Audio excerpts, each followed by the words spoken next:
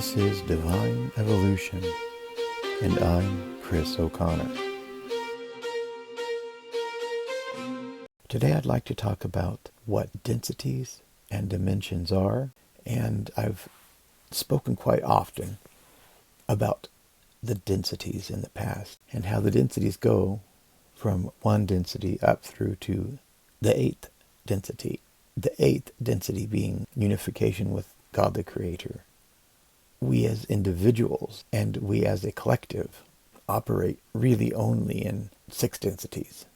The first density not being supportive of a consciousness because it's the base materials where quarks become photons and then photons coalesce and vibrate and group, creating materials, and these materials group and vibrate and coalesce, creating more complex materials, and so on, up through to and within the evolutionary process. These materials, after first density of simply being base materials in coalescence, in second density, these base materials begin to support living cellular organisms up through to bacterium and amoebas, tardigrade. They begin to evolve higher and higher through the second density, and they continue evolving like a single consciousness beginning in second density at a very simple level. You could even say it's on the single cellular level, and then moving upwards through lifetime after lifetime of experience, gaining understanding and knowledge and movement, and evolving through a higher and higher process within the animal and plant kingdom. And these consciousnesses continue to repeat through the animal and plant kingdoms, so that there's a greater consciousness through each incarnation of that particular soul experience, up through to intelligent animals, and in some places in the universe, intelligent plant forms who evolve in a different way than mammals or reptiles, through the first and the second density. Well, the second density is really where experience begins. We really begin to operate in second density. And then once we graduate from the second density experience, and we graduate by having a consciousness of it oneself, and the understanding that we are an individual, and that we begin to understand that we relate to others in a different way. So we move into third density, where we are currently mostly existing as a human race. We're also, as I've said, moving up through the fourth density. Now, this is all a very high-minded, ethereal sounding concept. So what I'd like to do is sort of explain the differences, because we hear of densities and then we also hear of dimensions. The densities are localized. Our solar system or our planet is going through its particular density experience. Right now, the Earth is technically in fourth density, the beginning of fourth. Some human beings have moved into fourth, and others have not yet, although Earth is existing in a fourth density place. The differences are very limited. The way to look at the densities is grades of liquid, say different types of oil, even colored water. 7 separate layers within a tall, thin, clear glass.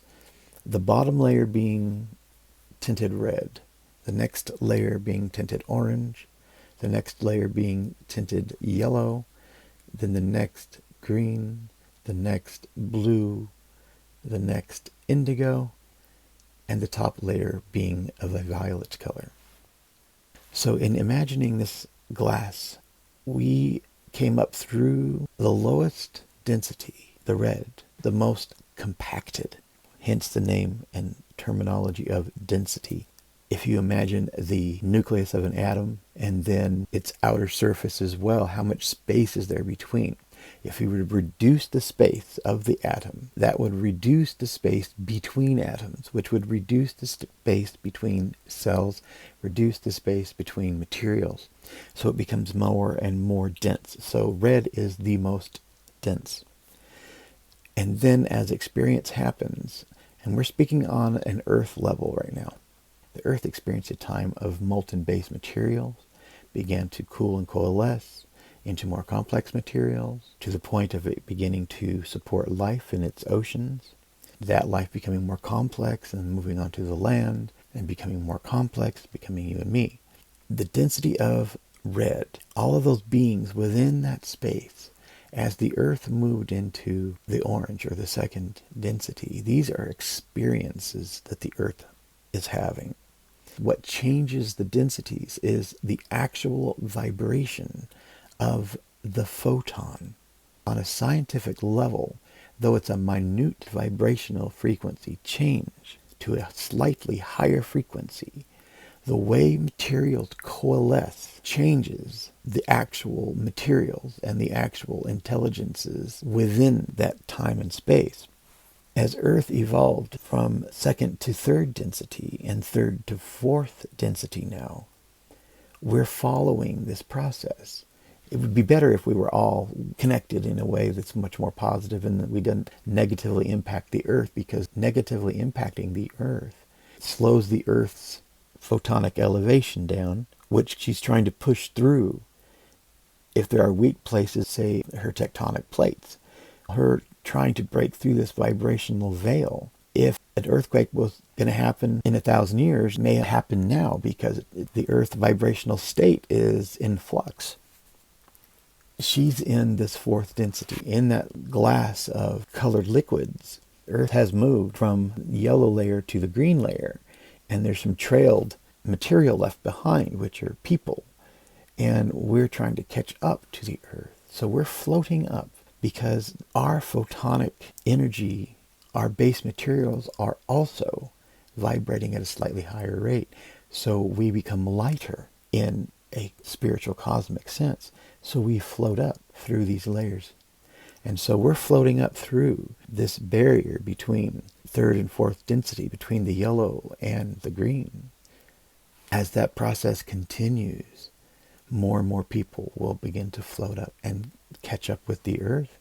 And then we'll continue floating up. That's just part of our density experience. And we'll continue all of the way up to eventually we'll go through all these different layers until we've had enough experience that by the seventh density, we will have all come back together. Not just human beings, but all living conscious life throughout the universe will actually coalesce once again.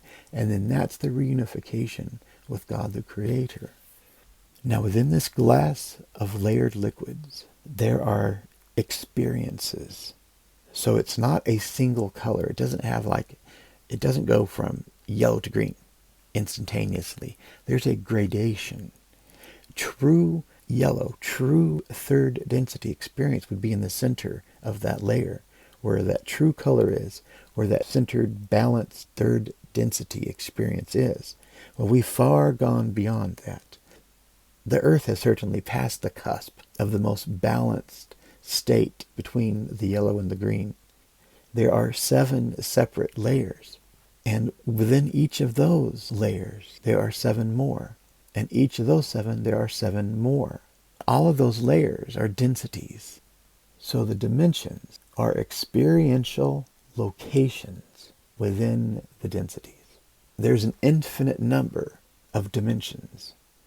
The difficulty in understanding this concept is where you're looking at in that layer of density. So there could be 12 separate locations, dimensions within the single layer of third density. But then when you go into fourth, you begin with 1 again, the first dimensional experience. But then within each of those dimensional experiences is an infinite number of dimensions as well. And the purpose for this is that not every experience will assist an entity, a soul complex, in a way that they will learn what it is that that individual needs to learn. So they have to have a slightly different experience. And those are dimensions. So my experience is a dimensional experience within the density of third, fourth density. Your experience is a dimensional experience within the third, fourth density as well. Unless you're higher density being hearing this podcast, then you could very well be in a much higher density and a much higher dimension within that density.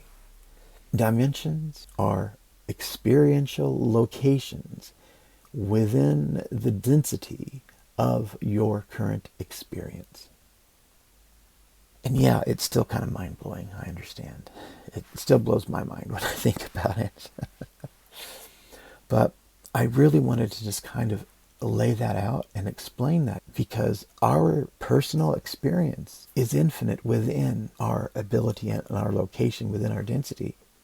When a person has a haunting, for example, that can be both a dimensional and a density crossing over, depending on the haunting. And if it's a living person that has died, they're still within our density, but they're within a different dimension within our density. So there's some crossover, but it requires tuning by one or both parties to penetrate the veil so that they're on the same vibrational level within the density, though they're in two separate dimensions. You have to find that vibrational constant that you can both be on at that moment, whether it's through a recording for an AVP, or if it's on video, or if it's simply in your experience in real time.